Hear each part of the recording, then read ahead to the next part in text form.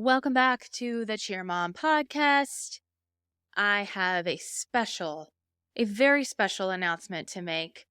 You all know that my favorite team of all time has been TGLC. They continue to hold a very special place in my heart. I will always, when someone asks, like, what's all-star cheerleading, or when I'm trying to demonstrate or communicate just how special our sport is, I will always show a video of TGLC's routine. I will always quietly and secretly fangirl over TGLC athletes.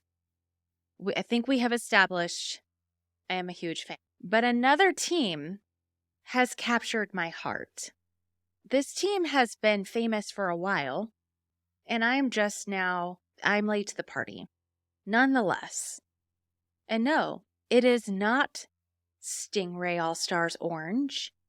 It is not Senior Elite from CEA. It is not even Midnight from Prodigy All-Stars. All fantastic world champion level teams, deserving of all of the hype and all of the clout and all of the good things. No, it is not another world's team. It is the medium youth level 1 Kitty Katz from Cheer Athletics Plano. You'll hear the story in this podcast episode. I am a fan. I am obsessed. It's the whole institution that is Kitty Katz, including their coach, one of their coaches, Coach Cameron. If you don't follow him on social media, please do. He is hilarious. And he runs all of the social media for CA Plano and is the director of social media for CA Brands, among many other titles that he will talk about. But when I tell you I am obsessed with his team, Kitty Katz, like, I am obsessed. They are so cute. They are great performers. They are even better athletes, and they're really good performers. Do not overlook level 1 teams. Do not overlook youth level teams. That NCAA jacket, that summit ring, looks just as good on a level 1 finger as it does on a level 5 finger, is all I'm going to say. I am vying for my spot to be an honorary Kitty Kat. Whatever it takes, I feel like I have what it takes to be an honorary member of this team. And I was introduced to Coach Cameron, who had some things to say to me about my desire to be an honorary Kitty Kat, despite what the masses, i.e. the Kitty Kat's moms, are saying, nay, demanding that I be inducted into the Kitty Kat's honorary club. He's making me work for it. That's all I'm going to say. And I'm working for it, so stay tuned. I will be working for my Kitty Kat status. You will be seeing me interacting with Kitty Katz on my social media throughout this season because they are that cool, they are that good, and I imagine they are that fun to be around. I mean, guys, I could just go on and on. I'm not being sarcastic, ironic, or trying to be funny. Like, they're really good. Check out Kitty Katz. And before that, check out my interview with Cam, the coach of Kitty Katz. We talk about the importance of I don't like saying lower level, the importance of the level 1 and 2 teams, the importance of youth level athletes.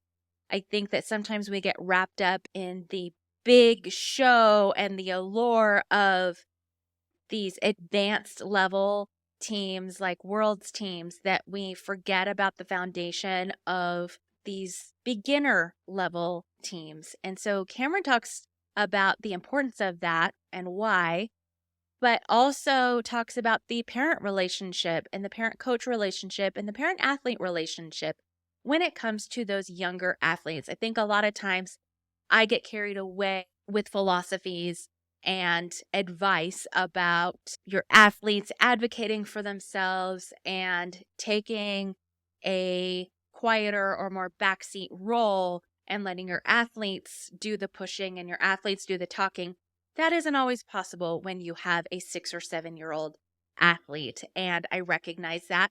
So Cameron and I talk a little bit about strategy around how you can be advocating for your athlete when you're teaching them how to advocate for themselves or when they can't necessarily advocate for themselves at all. Super fun conversation. A lot of great information. Thank you, Coach Cameron. I'm ready for my spot. I'm ready. All the moms in the world, let's chat it up. We're talking competitions, uniforms, and all of the above. It's the Cheer Mom, yes, the Cheer Mom podcast. Cheer Mom, yes, the Cheer Mom podcast. Cheer Moms, your podcast is on. Well, Coach, not everybody listening can see the two of us, but I would like you to, for all of our listeners, describe what you're seeing on your screen right now. Well, first and foremost, I just want to say bravo. Everybody should give her a round of applause. I'm Just seeing because.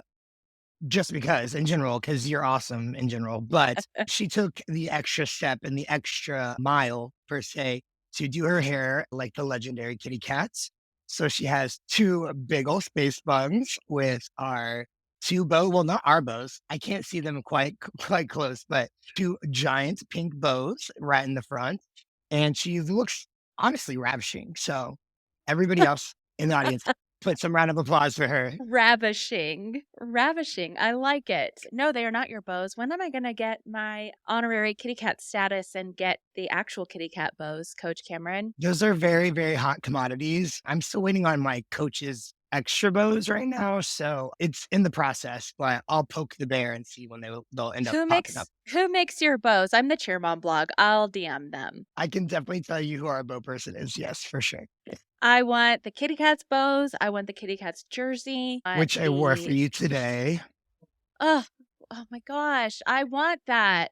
And the shirt that you really want. The shirt that I really want that apparently no one else can have, not even your other coaches. As soon as you get that time machine, I will go back in time and get it for you. But yeah, as soon as I get that time machine, I'm going to be, as soon as I get the time machine, I'm going to be a youth one athlete.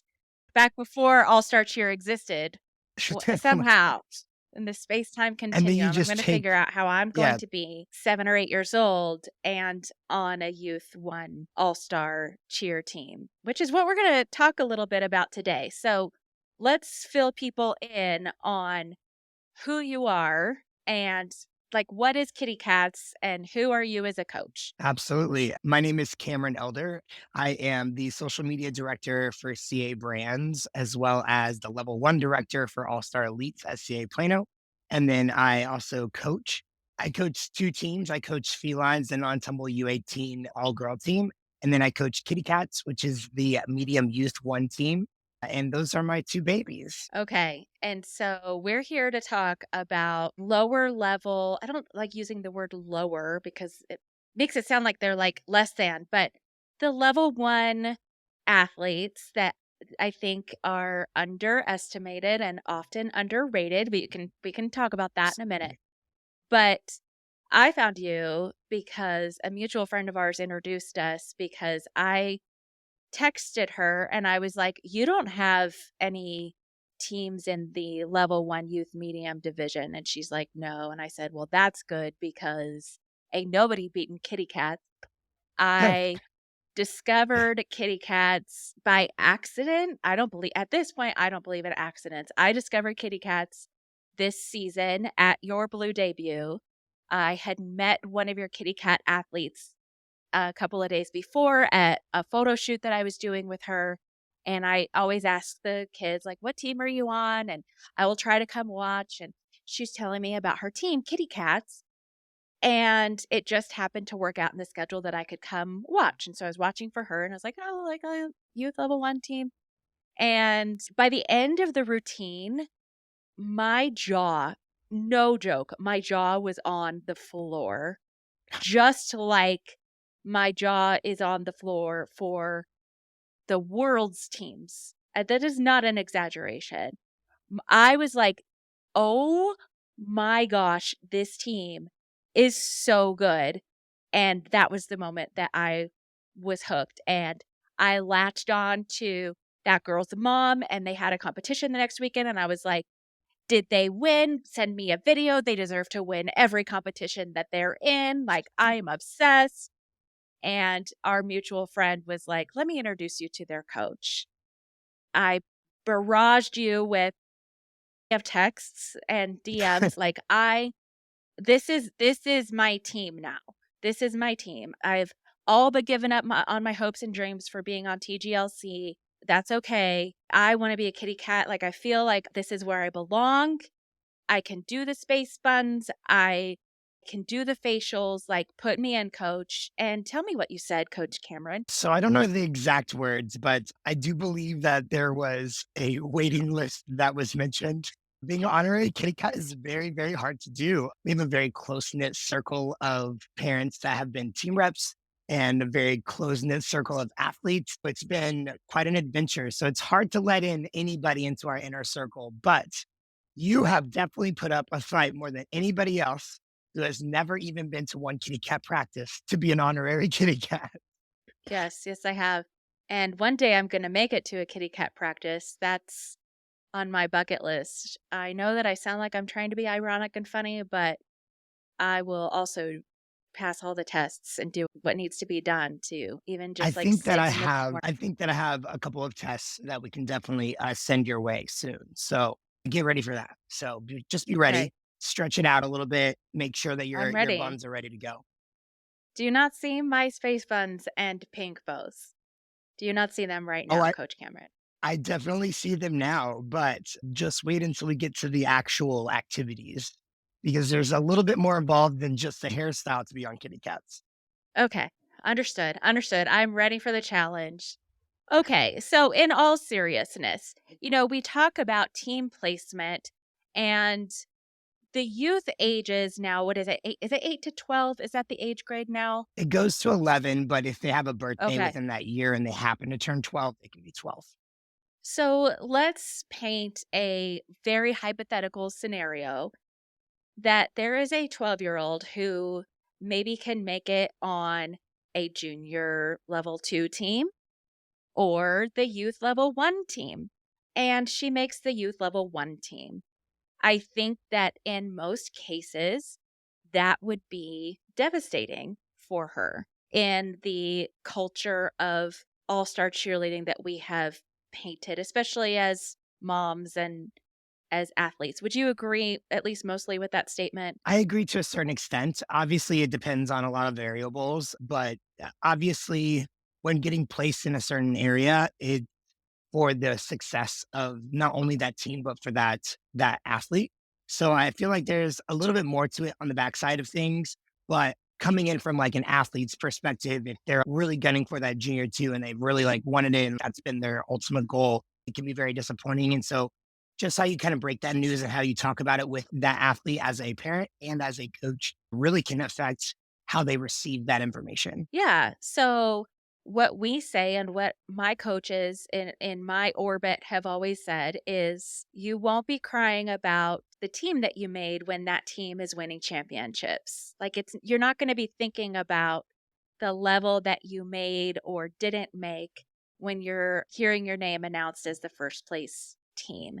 And I think that that is never more true than with Kitty Cats. You're the most decorated NCA team of all time.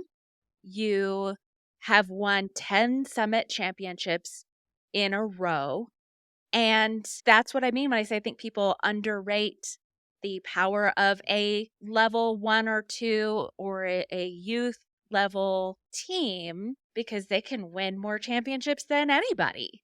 So, how has that looked like for you and your athletes?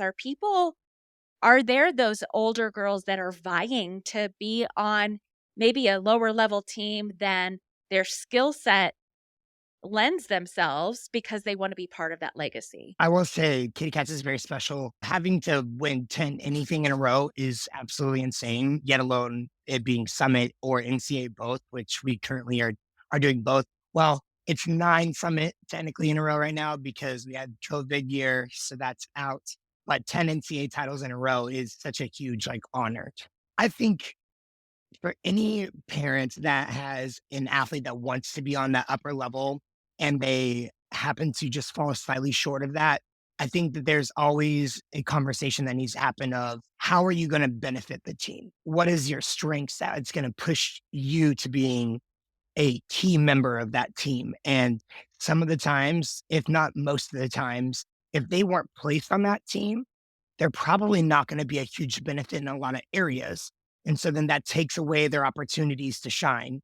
And I have seen countless talented athletes that will get placed on a team where they're not exactly placed where they would like to be. And then they're like, well, that's it. I can't do it anymore. When I'm like, well, if you got placed on that team, say for instance, we get through choreography, at choreography, they have 10 spots for standing tumbling. You're not going to be one of the best 10 because you barely made the team. You have, let's say, for instance, a need for a back spot on that team, but this is an extra flyer. Well, if you're an extra flyer and you're not beating out the other flyers skill set wise, then you're not going to be utilized. And so I've seen a lot of people that have like fought to try to be on an upper level team and they get placed there and then they end up not being in any sections or they end up being a front spot for this and just a prep in the pyramid or they only jump. And it's the quickest way to fizzle out somebody's love and passion for something is by putting them on a team where they're going to be unsuccessful or they're not going to offer as much of their talent as they have. And so I think that needs to always be the first conversation.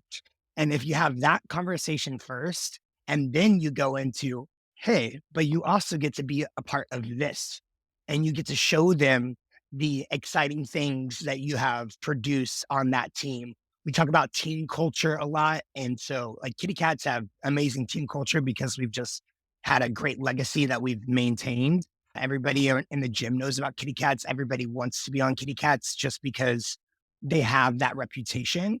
But like it doesn't start like that. And so we built up things just team culture wise and trying to get them to have some bonding moments and some special things that only that team does to make it special to them. So having the opportunity to be like, hey, I know you didn't make a level 2 team, but we could really utilize all of your tumbling on this team. We could definitely use your leadership being one of the older athletes. And it's not so bad that we happen to have won 10 NCAA titles in a row and summit. So Not it's so just bad that the sweet little 9-year-old can hardly carry her Rebel Dream bag because of all the rings in it, right? I was like, those Rebel Dream bags are pretty big too on some of these flyers, Yeah. I will say. But yeah, it's definitely not a team where I usually have to fight for a lot of athletes to want to stay on the team. Of course, I have those moments here and there, but thankfully, everybody really enjoys being a part of the legacy. You said something there that was interesting to me about an athlete who's maybe not being utilized on the team that they're on. They have one part in the whole routine or two parts in the whole routine. And that is happening more often than I would have thought. I do get a lot of questions from moms about that and like, hey, like, what do I do? Because she's not even in the routine. She's in this one little brace in this stunt and that's it. What do I do? As a coach, what advice would you give to moms who are seeing that unfold in real time with their athletes? Absolutely. First and foremost, there's a lot of variables that go into that. Sure. I Yeah. think that a lot of parents don't understand the score sheet side and the USASF side because they have completely altered the score sheets where you don't want to utilize the absolute most amount of people in a lot of sections. And in fact, if you do so, then you're setting your team up for failure because any added additional people can affect your timing and your technique. So then you're putting in more variables that are going to take away from the overall best impression for that score. So we're already kind of like with our hands tied behind our back. If you're not the X amount of numbers that we need for the majority or the most of that skill, then we're not going to use you because that's how the score sheet works. And it's unfair in a lot of ways because not everybody gets to be a part of tumbling. Not everybody gets to be a part of every stunt, but it is unfortunately the varsity score sheet that we are currently given. And we are always talking about score sheets and score sheet changing and trying to get it to where we're like on a universal score sheet. We still have yet to do so. It's still a work in progress, apparently. So I know that that already is on the forefront of coaches' minds. So I feel like a lot of the problems usually stem from lack of communication. So, like, if you see that your daughter is not in a lot of things, or like, hey, I would really like for her to be able to be a part of more things, talk to them about why they aren't. Have that communication with that coach, being like, hey, we're having a lot of trouble with feeling important on the team because of XYZ. How can I help make her feel like she is just as important or that she is a vital, important part of the team? The handholders, definitely running down my alley. As much as handholders for legality purposes, specifically for level 1, if they're not there, we can't do it. And as much as, like, I Mm. want to be like, "Yeah, she's just holding a hand that's not that much skill level." You're correct. It doesn't take a lot of skill level to be able to do that. It does take height, I will say. I have a lot of friends that are like, "I wanna do that," and I'm like, girl, you're the size of my ankle. That doesn't work. But if we don't have those people there, if we don't have the spotters there, the handholders there, we can't even do the stunt that we want to do. So those, though they may seem not important skill wise, they are such an important part of being able to even create our stunts or our pyramids or our even our wow moments or our transitionary moments. We have to have those legality people there as well. So I make sure to communicate to any of our spotters. I would say, "Spotters, come here," and I tell them, I'm like, "Hey, I don't want you to think that this is not an important job because if you look away from this stunt, or if you let go of this hand, or if you don't grab at this count, we will get 2 points taken off our entire score. We're gonna have the legality. We're not gonna be able to be in the first spot at all by any means, but that's potentially bumping us down to, like 3rd, 4th place just based off of eyeballs looking at a flyer in one specific moment of a stunt. So I try to make them feel that it's super important because it is really between 1st and 4th place. That's how important their jobs are. But then if they're not being able to execute to be in certain sections, then that's something typically that I would address with the coach where they're like, "Hey, well, what do they need to work on?" And a lot of times, like, I'll have kids that have like the most beautiful skill sets you will ever see, but they can't count. They can't be on time. Like, it's hard for them. And so then I always recommend spending some time outside of the gym. We do lots of video homework. So, like, we'll send in like a video and say the counts to we say magic words. We have our magic words for every skill. And so we'll say them on the actual like video. So that way they can just play the video and then they'll just repeat it and then say the count and then say the count and say the count. And then they'll have their little magic words or their script in their head to try to make sure that they're able to count better. And especially at the youth age and coming in blind, having never done cheer before or had only done a tumbling class as a cartwheel and a round off, those things are so hard to understand and grasp. Counting and being able to say it and to be on time and to be in formation while you tumble. Because we don't just tumble on time and we don't just tumble on count, we tumble in formation as well. And so, like, those details are so hard to get through to where it's like, it's understandable if they're not great at everything right now. And it's okay if they're not in everything right now because they'll get their opportunity. It just may not be this year or this season to be in everything, but it will happen. And so, like, I'll have kids that started 1 year and they were in like 2 sections. And then the next year they're on the team again and they're in every section and they're the biggest leader I've ever had. So it's all about their growth and just letting them have time to blossom. That was really long That winded. No, I like that. And that's interesting because I think it takes a very special kind of coach to understand how the mind of a 9-year-old works. I think it's a different level of coaching. I think in a lot of ways, I would guess that it's a harder way to coach because when you're coaching older kids, you can just say, okay, I want you to do this and this and this, and it needs to have this formation and this count and go. And they can sort of put all of that information together and have a desirable outcome.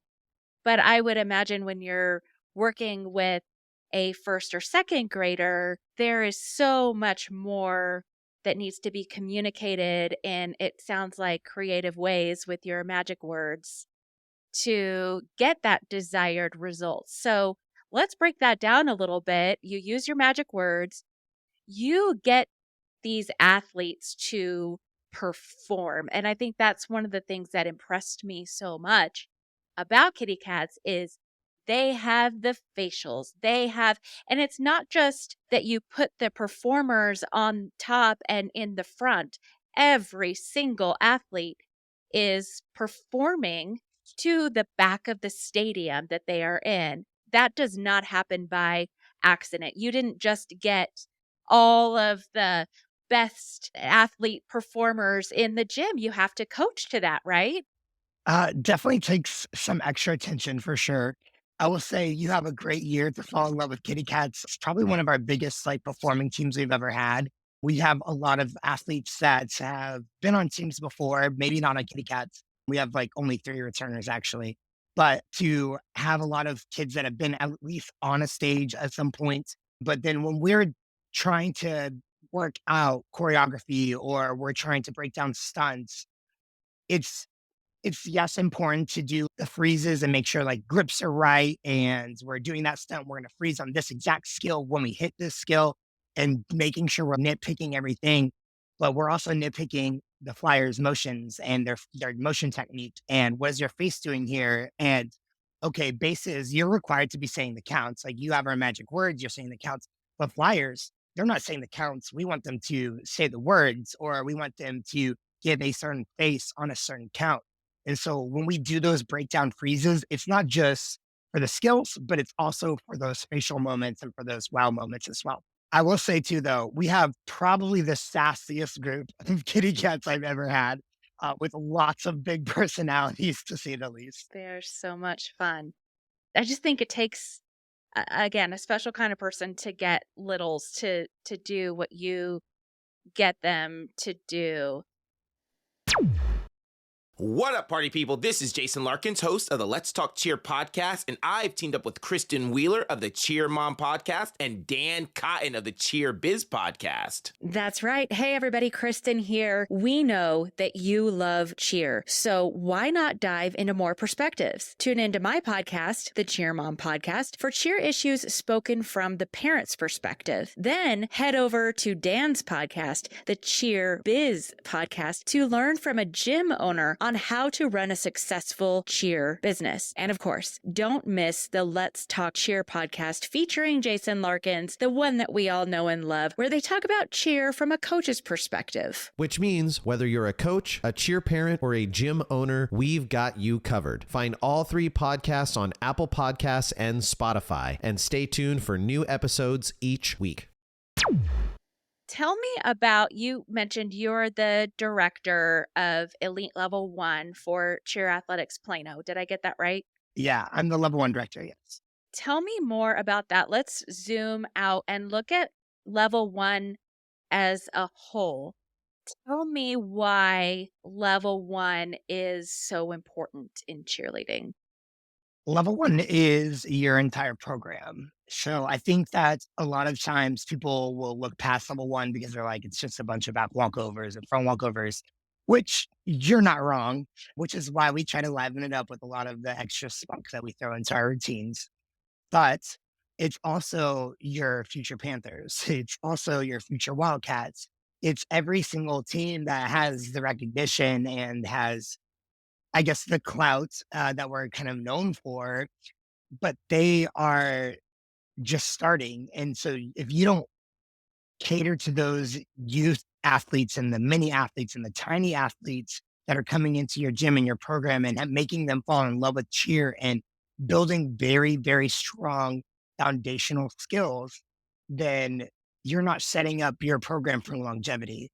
And I think that that's something that CA has always done a really, really good job at, is always remembering that the lower levels, yes, though they are lower in number, they're not lower in value by any means. And I know every single coach that is inside Cheer Athletics Plano truly believes in making sure that our lower levels are amazing. And I feel like it shows. I hope that the outside sees that we really, really care about all of our levels and all of our teams, and we want to make sure that they're successful. But if you don't have a strong level one program, you don't have a world's program in the next 10 years. And it's been very interesting to have like my own Kitty Cats and my own IBK girls grow up and then end up being on Cheetahs or other Worlds teams and seeing them perform at Worlds for the first time. It's honestly very surreal and makes me feel very old. Well, and I think as a rule, world's athletes in cheer are not typically born, they're made. Absolutely. And that honestly, I think the toughness and the mental toughness and the focus and all those things that make them great athletes starts on level one, specifically tinies, learning how to be able to walk into a practice, successfully go through the practice, focusing, learning things, remembering things, grasping them, and then coming back and then doing it again. Like all those things are not just something that's natural to people. And so to be able to like make sure that every single one of, say, for instance, like Cheetah Cubs has 30 kids on their team. 30 tinies can all come into the gym, perform a routine, go on vacation for 2 weeks at Christmas time, and then come back and still remember it. It's definitely a feat of magic sometimes. Wow. Yeah, and still remember it. That is the key. That is the key is the remembering part. Oh my gosh. Well, let's talk about parents for just a minute because I talk a lot on the podcast about letting your athlete advocate for themselves. And mom, you're there to be support and give your athlete what they need and what they ask for, and really being in the background and being in the wings for your athlete. But I think that that is a dynamic that works best with older athletes who actually can advocate for themselves, who actually do know what's okay and what's not okay from a coach, who can articulate what's happening.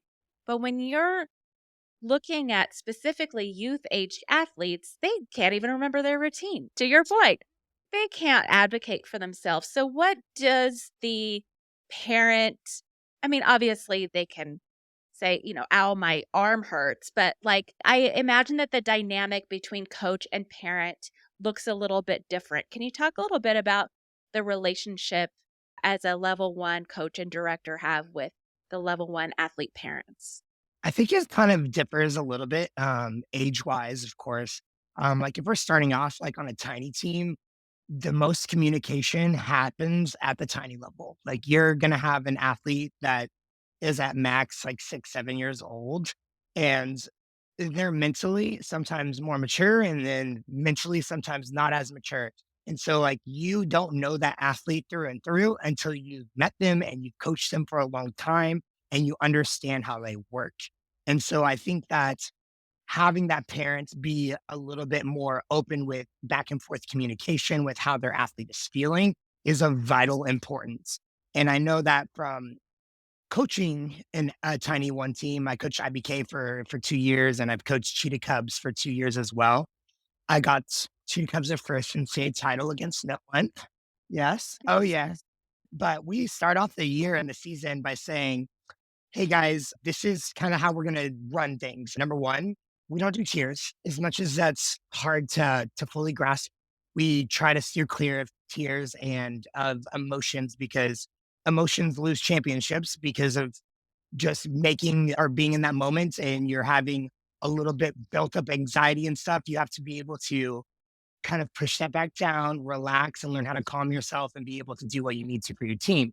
And that's hard to hear about your 5-year-old. That's hard to Yeah. hear about having your athlete come to practice crying because they're like, I don't want to cheer today. And you're like, well, you have to cheer because it's a team sport. And that's such a hard thing for any athlete to even learn, yet alone a 5-year-old. And so I know that talking directly with the coaches and making sure that they understand, hey, Susie Q right here, she had a very hard time at school today. X, Y, and Z is happening at home as well. So we're just having a hard time. I just want to put that on your radar so you know. We'll show them and a little extra love that day. We will go out of our way to ask them about something fun they did that weekend. And I think that a lot of coaches sometimes miss the fact that, like, yes, you are coaching them and you are doing strictly cheerleading, but there's a lot of like mental check-in stuff too that happens on the side as well. And even for that 5-year-old could have had a really bad day that day, and then that just bled into practice, and then it was an awful practice. And then I couldn't coach them well enough because I didn't understand what was happening. And so I Mhm. think that a lot of the times just making sure that the coach has a little bit more information about what's going on is always important. And then if you have like a certain way that your athlete or your kid reacts or works better when they're learning things, let us know that. Like that's vital information because I change how I coach with every athlete. I know that Susan over here, I don't know why it's always Susan and Susan Q. Susan over here, Oh, she Susie. never reacts. I know she's always in trouble. She never reacts well to like over the top, like boisterous, loud coaching like that. She shuts down.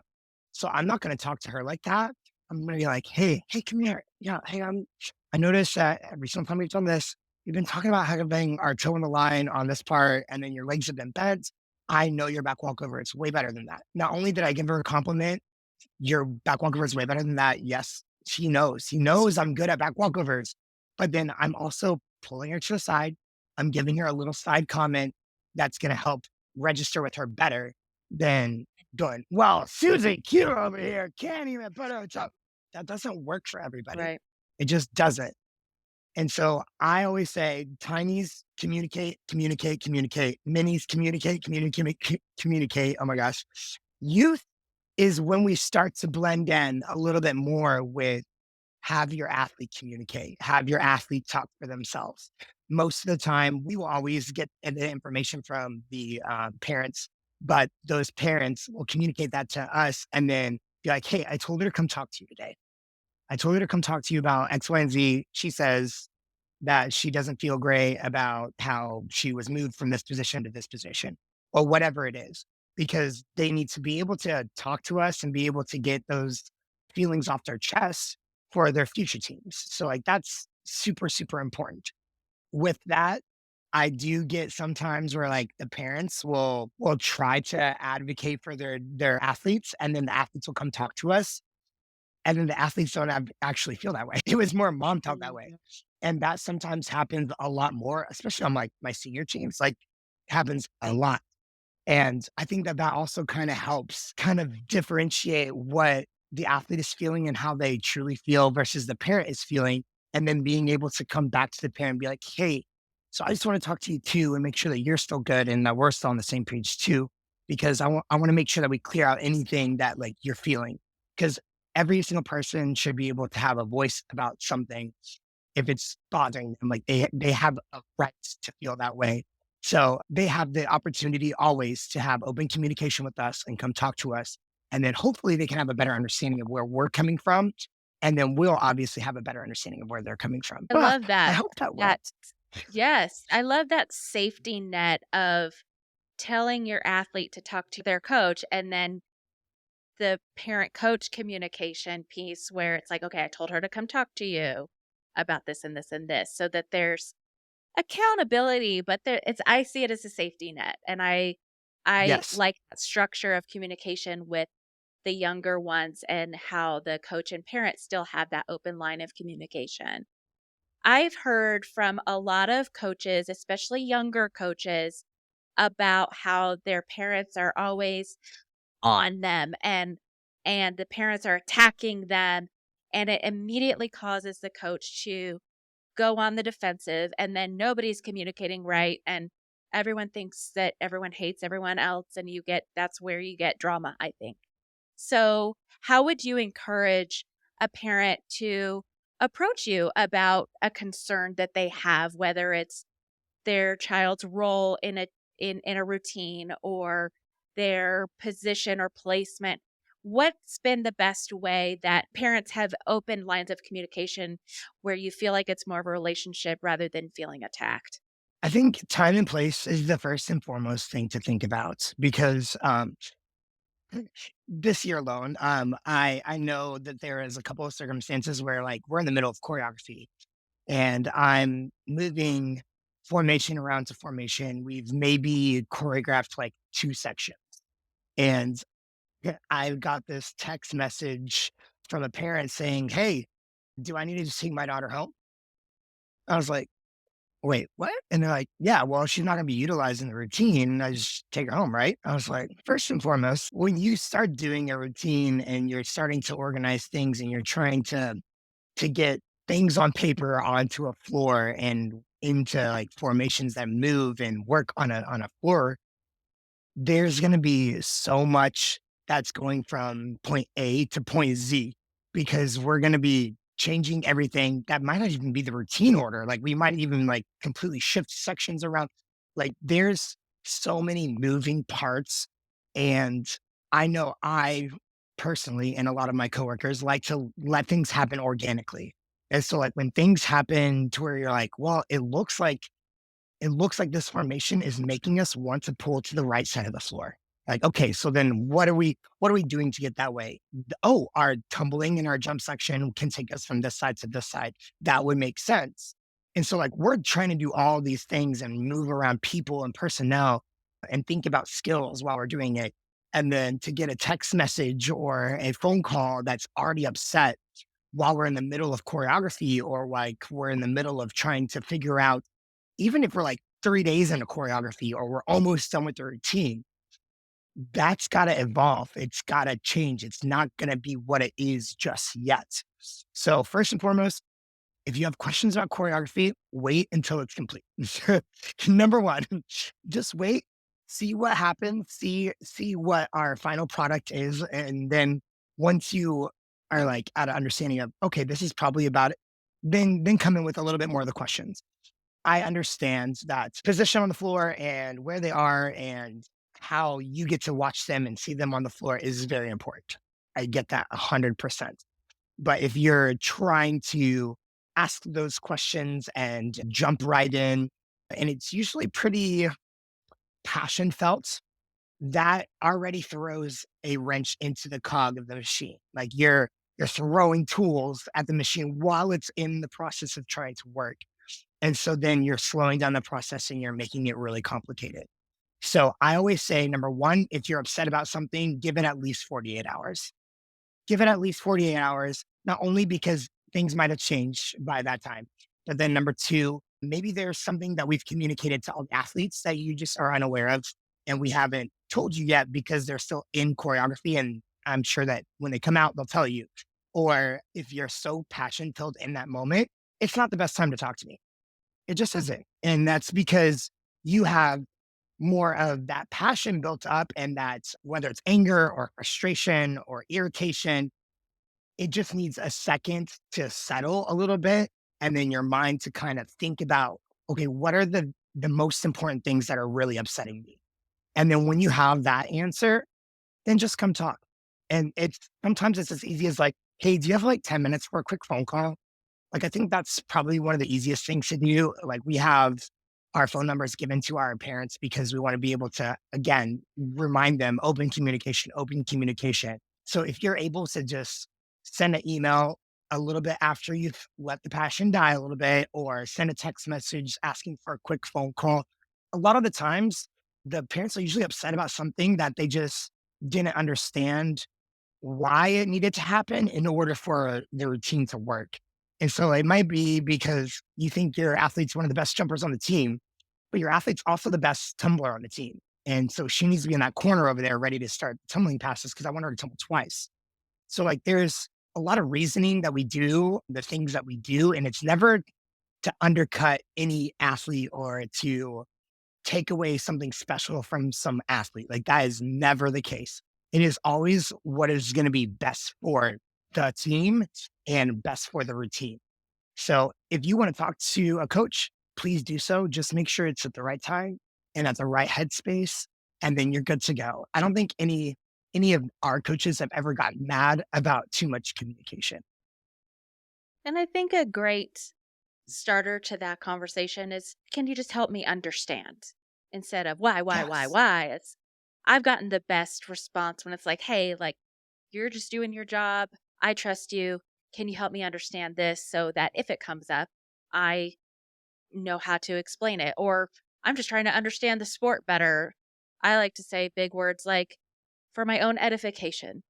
I don't know what that means. Ooh, come For on, my own edification. edification, can you explain why this is the way that it is? And normally coaches will just nerd out and tell you all about cheerleading, and that's how you learn more about the sport too. That's exactly what you're doing to me right now. You ask a question about like one thing and I go into choreo. Yeah. And then it's just all about how you like talk to them. Like if you're talking to them in person, face to face, that's always the best way. Or even on a phone call is better than a text message or a email just because we don't understand tone. You can't understand a tone Yeah. via a text message. And then some of these parents I've never met. So like this may be the very first interaction I have with them. And so then like I get a email and it's 22 pages long. I'm like, oh, they're mad. And in reality, they may not even be mad. They may just be voicing something in a very calm tone in their own head. But in reality, it's coming off abrasive just because I don't know them. That's why I always try to like I try my best to tell them to try to communicate in person when they can, especially in the very beginning of the season. So that way we have a better understanding of each other and to know that like my response to your email is also not abrasive either, but it may be just being matter of fact and very black and white, exactly how I'm saying things. And then that can come off in a weird way too. So it's always better if there's a lot of passion behind whatever it is to try to set up like a phone call or a, hey, can I talk to you like 10 minutes before practice or like when you start practice? And then I'll be like, hey, co-coaches, I'm going to go talk to Susan's mom over here. Oh my gosh, Susan and Susie Q. We got to come up with another name. Jacob's parents over here. He would like to talk and I'm just going to be out there for 10 minutes. And then they're stretching. They can start them. Like, that's totally okay. We would much rather take a problem and package it up, tie it with a bow, and then send it on its way versus letting it explode 10 months later because you're upset about something that happened at choreo. Well, and I think parents, there's a value to building a relationship with your coaches. You can be hands off and not involved, but still build relationships with your child's coaches by making those small deposits, by saying hello to them, asking about how their day was, giving them snacks or whatever your love language is. I think that there is a value for the reason that you just said in building that relationship. You're not sucking up, you're not playing politics, but when there comes time that there's a question or your child is frustrated or you are frustrated, you already have some kind of rapport with the coach to say like, "Hey, can I ask you a question?" And it's not just coming out of the blue. So, relationships are complicated. Any relationship is complicated, but I think that there is definitely a value to at least having some kind of relationship with your child's coaches. And that goes with the coaches and the athletes too. I know I've seen a lot of really, really great, amazing coaches, and I've learned from a really great group of coaches as well. And sometimes those coaches can sound insane. They'll go off and it'll be like, whoa, you better watch out for Coach Cameron over there. He's having a hard day today. But in reality, they sometimes they have to hit a certain octave or intensity in order Right. for it to come across to the athletes that, oh, he means business today. Like we aren't doing what he's asking. He means that like we need to check in. And I think that that only works when you do what you just said about parents with the athletes. They don't respond well to a coach where they think they're just going to get yelled at. If you get yelled at by somebody over and over all day long and you never have a conversation with them about school, or you never have oh my gosh, I love your new hair. It looks so good. They don't think that you love or care about them. So then nothing is foundationary for your relationship athletes to coach. And so then you have nothing to build your structure on. And in fact, you have like just sand basically sinking underneath you because all you're giving them is just yelling if they do something wrong. And then sometimes some coaches don't even add that positive reinforcement back. So like communication is yes important, but those nuggets of fun Yeah. where you That like are building being trust. silly. Yep. Yes, when you're being silly with them, playing a game, or you take some treasure out of the treasure box and it's like a hair piece and you like put it in your hair and you're just like, man, like just silly things like that. Those things go so far with the younger athletes specifically and the older ones. They think it's hilarious. They're just as goofy, honestly. But like they understand that like you're a person too, and you're not just this authority figure that's going to yell at them and scream at them if they do something wrong. Like you have to have balance. And if you don't have the positive, then you can't have that over the top negative. You have to make sure that it's balanced in some type of way in order to be a great coach. I love it. You sound like a great coach, Coach Cameron. Oh, thank you. Thank you for all that you're doing in the cheer world, for giving back to our athletes, for raising incredible tiny baby youth one athletes like Kitty Katz. I am so appreciative that you spent some time with me and with us today. So thank you. Of course, of course. It was a pleasure to be here on OP, Honorary Cheer Mom. Wow. Everybody, follow her. She is a hoot. I will tell you, she is a hoot. She keeps me on my toes all the time. I am a hoot. Um, I just love you.